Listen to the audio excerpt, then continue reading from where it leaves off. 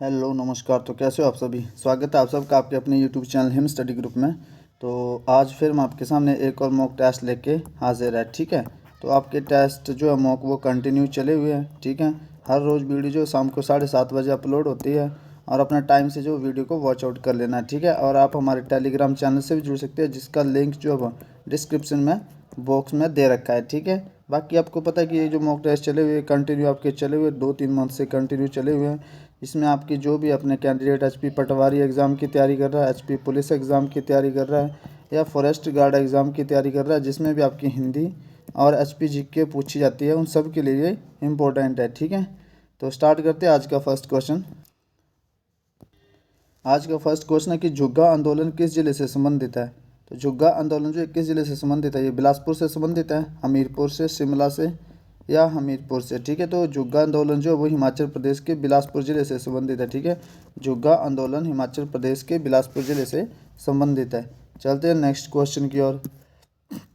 Next question है कि बिलासपुर रियासत का अंतिम राजा कौन था। तो बिलासपुर रियासत जो उसका अंतिम राजा कौन था, हिम्मत चंद है, कल्याण चंद था, आनंद चंद था या श्रीचंद। तो बिलासपुर रियासत जो था उसका अंतिम राजा जो था वो था आनंद चंद। ठीक है, आनंद चंद जो वो बिलासपुर रियासत का अंतिम राजा था।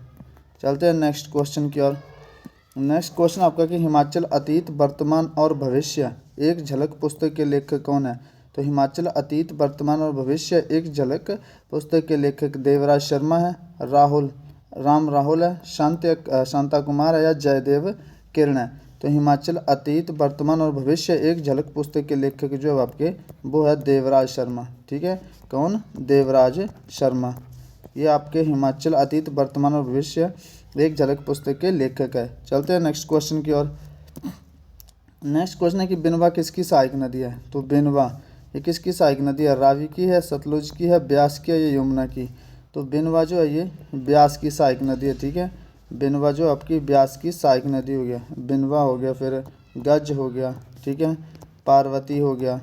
ठीक है भाई, ये सारी आपकी किसकी सहायक नदी है, ये आपकी जो वो सारी ब्यास की सहायक नदी है। चलते हैं नेक्स्ट क्वेश्चन की ओर। नेक्स्ट क्वेश्चन आपका कि लोक गाथा के अनुसार बाबा बालक नाथ ने किस स्त्री की गौएं चराई थी। ठीक है, किस स्त्री की गौएं चराई थी। तो राम प्यारी की, बाला सुंदरी की, रत्नी की या तारा देवी की। तो ये रत्नी की। ठीक है, रत्नी की जो माता रत्नी की गौएं चराई थी बाबा बालक नाथ ने। ठीक है, तो इसका राइट आंसर माता रत्नी हो जाएगा। चलते हैं नेक्स्ट क्वेश्चन की ओर। नेक्स्ट क्वेश्चन आपका कि धरती है बलिदान की पुस्तक के लेखक कौन है। तो धरती है बलिदान की पुस्तक के लेखक जो वो कौन है, ये जयदेव करण है, लालचंद प्रार्थी है या विनोद हिमाचली है। ठीक है, या फिर शांता कुमार है। तो धरती है बलिदान की पुस्तक के लेखक कौन है। ठीक है, तो धरती जो है बलिदान की पुस्तक के लेखक जो आपके शांता कुमार है। ठीक है, कौन, शांता कुमार। शांता कुमार ने लिखी है धरती है बलिदान की। चलते हैं नेक्स्ट क्वेश्चन की ओर। नेक्स्ट क्वेश्चन है कि पुरुषाणी किसका जो है वैदिक नाम है। तो पुरुषाणी रावी का वैदिक नाम है, ब्यास का, सतलुज का या यमुना का। तो पुरुषाणी जो पुरुषाणी है ये आपका किसका वैदिक नाम है। तो ये है आपका रावी का। रावी का जो वो वैदिक नाम क्या है, पुरुषाणी है। और संस्कृत नाम, वैदिक नाम पुरुषाणी और संस्कृत नाम जो आपका इरावती है। ठीक है, इरावती। और जो ब्यास है, ब्यास ये आ गया रावी का। ब्यास नदी का वैदिक नाम क्या है, अर्जकिया। ठीक है, अर्जकिया। तो ब्यास नदी का जो वैदिक नाम है वो है अर्जकिया और संस्कृत नाम है विपाशा। ठीक है, और आपकी आ गई, फिर आपकी आ गई कौन सी, सतलुज। सतलुज नदी का वैदिक नाम जो वो शतुद्री है, शतुद्री। और संस्कृत नाम जो वो शतुद्र है। और आपका यमुना का ओनली वैदिक नाम है कालिंदी। ठीक है, और चिनाब का वैदिक नाम क्या है, अस्कनी। अस्कनी चिनाब का वैदिक नाम है। और चंद्रभागा जो इसका संस्कृत नाम है। ठीक है, चंद्रभागा जो इसका संस्कृत नाम है किसका, ये चिनाब का, चिनाब नदी का। ठीक है, तो यहाँ पे पूछा गया कि पुरुषाणी जो किस नदी का वैदिक नाम है। तो ये है रावी नदी का वैदिक नाम जो है पुरुषाणी है। चलते हैं नेक्स्ट क्वेश्चन की ओर। नेक्स्ट क्वेश्चन है कि किस देवी को लाटां वाली कहा जाता है, मतलब लाटां वाली देवी के नाम से जाना जाता है। नैना देवी को, ज्वालामुखी को या चिंतपूर्णी को या चामुंडा देवी को। तो ज्वालामुखी, तो ज्वालामुखी मंदिर को जो वो लाटा वाली देवी के नाम से जाना जाता है। ठीक है, ज्वालामुखी मंदिर को। चलते हैं नेक्स्ट क्वेश्चन की ओर। नेक्स्ट क्वेश्चन है कि कुल्लू घाटी के मणिकर्ण को किस देवता से जोड़ा जाता है? तो वरुण देवता से जोड़ा जाता है, विष्णु से, शिव से या इंद्र से? तो कुल्लू घाटी के मणिकर्ण को जो जोड़ा जाता है शिव से। ठीक है, शिव से। चलते हैं नेक्स्ट क्वेश्चन की ओर। नेक्स्ट क्वेश्चन है कि निम्नलिखित में से गुरु गोविंद सिंह ने, क्वेश्चन ऐसा है कि गुरु गोविंद सिंह ने किस स्थान पर नहीं गए? निम्नलिखित स्थान में से गुरु गोविंद जो वो किस स्थान पर जो वो नहीं गए, ये क्वेश्चन आपका। ठीक है, तो ये मंडी में नहीं गए थे, नैना देवी में नहीं गए, या पौंटा साहिब में, या धर्मशाला में? तो गुरु गोविंद सिंह जो वो धर्मशाला में नहीं गए कभी। ठीक है, धर्मशाला में। क्वेश्चन में ये पूछा गया कि निम्नलिखित में से किस स्थान पर जो वो गुरु गोविंद सिंह नहीं गए, तो वो धर्मशाला में कभी नहीं गए। चलते हैं नेक्स्ट क्वेश्चन की ओर। अब हिंदी का सेक्शन स्टार्ट है आपका। तो फर्स्ट क्वेश्चन है आपका हिंदी का कि पश्चिमी हिंदी का उद्भव किस अपभ्रंश से हुआ है? तो पश्चिमी हिंदी का उद्भव शोरसेनी से हुआ, मगधी से हुआ, पेशाची से हुआ, अर्धमगधी से? तो पश्चिमी हिंदी का उद्भव जो हुआ है वो हुआ आपका शोरसेनी से। ठीक है, शोरसेनी से आपका पश्चिमी हिंदी का उद्भव या विकास हुआ है। चलते हैं नेक्स्ट क्वेश्चन की ओर। नेक्स्ट क्वेश्चन है कि कृदंत किन शब्दों के साथ लगते हैं? कृदंत प्रत्यय, तो ये सर्वनाम के साथ लगते हैं, विशेषण के साथ, संज्ञा के साथ, या क्रिया के साथ? ठीक है, कृदंत प्रत्यय किन किन शब्दों के साथ जुड़ते हैं? तो एक होता है आपका कृदंत प्रत्यय और दूसरा होता है आपका तदित प्रत्यय। ठीक है, तदित प्रत्यय। एक कृदंत प्रत्यय और दूसरा होता है आपका तदित प्रत्यय। ये जुड़ते हैं आपकी किसके साथ? क्रिया के साथ। ठीक है, क्रिया के मूल रूप के साथ जुड़ते हैं, और ये जुड़ते हैं संज्ञा के साथ। ठीक है, जैसे खा हो गया। ठीक है, खा क्या? क्रिया का धातु का जो मूल रूप क्या खा, इसमें प्रत्यय जुड़ गया कौन सा? ना, तो ये क्या बन गया? खाना। ठीक है, खाना। तो ये कौन सा प्रत्यय आपका? तदित प्रत्यय। ठीक है, तो कृदंत प्रत्यय किन शब्दों के साथ जुड़ते हैं? ये जुड़ते हैं आपके क्रिया के साथ। चलते हैं नेक्स्ट क्वेश्चन की ओर। नेक्स्ट क्वेश्चन है कि संस्कार शब्द में किस उपसर्ग का प्रयोग हुआ है?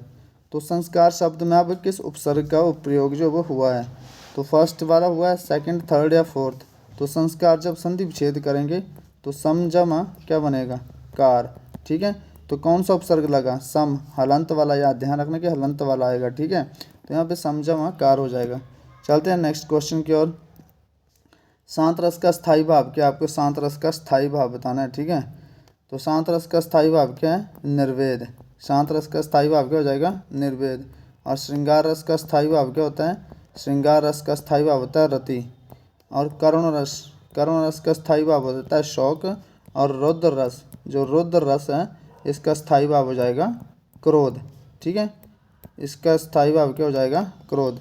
तो ये सारे रस और उनके स्थायी भाव है। ठीक है, बाकी और भी रस हैं, जैसे जैसे अज्ञाते रहेंगे एक्सप्लेन करते रहेंगे। ठीक है, तो शांत रस का स्थायी भाव क्या हो गया आपका? शांत रस का स्थायी भाव हो गया आपका निर्वेद। निर्वेद बिल्कुल शांत। ठीक है, चलते हैं नेक्स्ट क्वेश्चन की ओर। नेक्स्ट क्वेश्चन है कि रंगभूमि उपन्यास के रचनाकार कौन है? तो रंगभूमि उपन्यास के रचनाकार कौन है? राजेंद्र यादव है, प्रेमचंद है, कबीर दास है, या अमरकांत? तो रंगभूमि उपन्यास के जो रचनाकार हैं वो है आपके प्रेमचंद। ठीक है, प्रेमचंद जो वो रंगभूमि उपन्यास के रचनाकार है। चलते हैं नेक्स्ट क्वेश्चन की ओर। नेक्स्ट क्वेश्चन है कि गुरुमुखी शब्द में कौन सा समास है? तो अब ये क्वेश्चन आपका बहुत इंटरेस्टिंग है और ये टफ भी है थोड़ा सा। तो ये तत्पुरुष समास है, कर्मधारय समास है, बहुब्रीहि समास है, या तत्पुरुष समास है? तो आपको पता है कि गुरुमुखी क्या है? एक है, जैसे गुरुमुखी हो गई, ठीक है, टांकरी हो गई, ठीक है, खरोष्टी हो गई, ठीक है, ये सारी क्या है? लिपियाँ हैं। क्या ये? लिपियाँ हैं। तो इन शब्दों का अपना कोई अर्थ नहीं है, बल्कि ये लिपियाँ हैं एक। तो जिन शब्दों का अपना कोई अर्थ नहीं होता बल्कि किसी और की तरफ इशारा करते हैं, वो कौन सा समास होता है आपका? बहुब्रीहि समास हो जाता है। ठीक है, तो गुरुमुखी आपकी लिपि है तो इसमें समास आ जाएगा, बहुब्रीहि समास आ जाएगा। चलते हैं नेक्स्ट क्वेश्चन की ओर।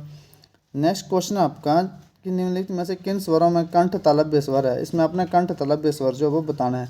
ठीक है, तो आपको पता है कि इसमें जो कंठ तालव्य बताना है आपने, तो कंठ तालव्य कौन सा हो जाएगा?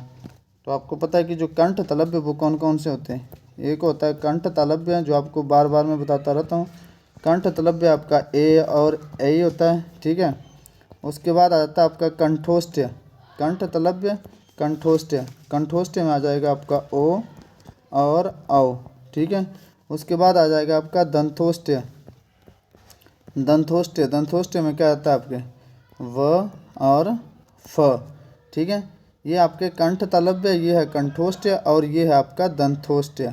तो ये तीनों आपने ध्यान रखने हैं। तो यहाँ पे पूछा गया कि निम्नलिखित में से किन स्वरों में कंठ तालव्य है, तो इसमें जो आपका ये कंठ तालव्य है ए में फर्स्ट में, ठीक है।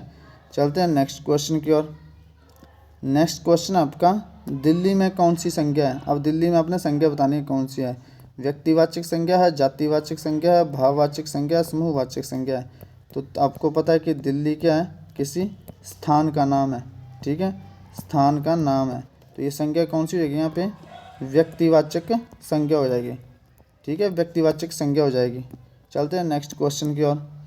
नेक्स्ट क्वेश्चन है कि स्वर संधि कितने भेद होते हैं, स्वर संधि के भेद कितने होते हैं। तो स्वर संधि के अब आपने भेद बताने हैं, ठीक है।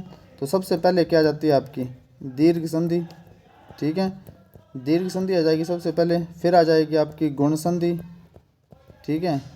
फिर आ जाएगी आपकी वृद्धि संधि, वृद्धि संधि आ जाएगी आपकी। फिर आ जाएगी आपकी यण संधि, वृद्धि संधि, यण संधि और लास्ट में आ जाएगी आपकी अयाधि संधि, ठीक है। लास्ट में आपकी आ जाएगी अयाधि संधि। तो इसके कितने भेद हो गए, 1 2 3 4 5।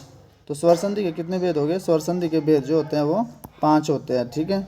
चलते हैं नेक्स्ट क्वेश्चन की ओर और आज का लास्ट क्वेश्चन है विसर्ग किस वर्ग में आते हैं। अब आपने बताना कि विसर्ग जो वो किस वर्ग में आते हैं, ठीक है।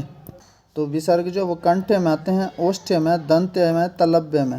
तो आपको पता है कि अ हो गया, आ होता है, अंग आ हो गया, ये किस में आते हैं, ये आते हैं आपके कंठ्य में, ठीक है, कंठ्य में, कंठ्य में आते हैं। जैसे क हो गया, जिनकी आवाज़ गले से निकलती है वो सारे कंठ्य में, क ख ग घ अंग, ठीक है, ये सारे आपके जो कंठ्य में आते हैं, ठीक है। तो विसर्ग किस वर्ग में आते हैं, ये आते हैं आपके कंठ्य में। तो ये था आपका आज का सेशन। आई होप आपको सेशन पसंद आया होगा। मिलते हैं नेक्स्ट वीडियो में, तब तक के लिए जय हिंद, जय भारत।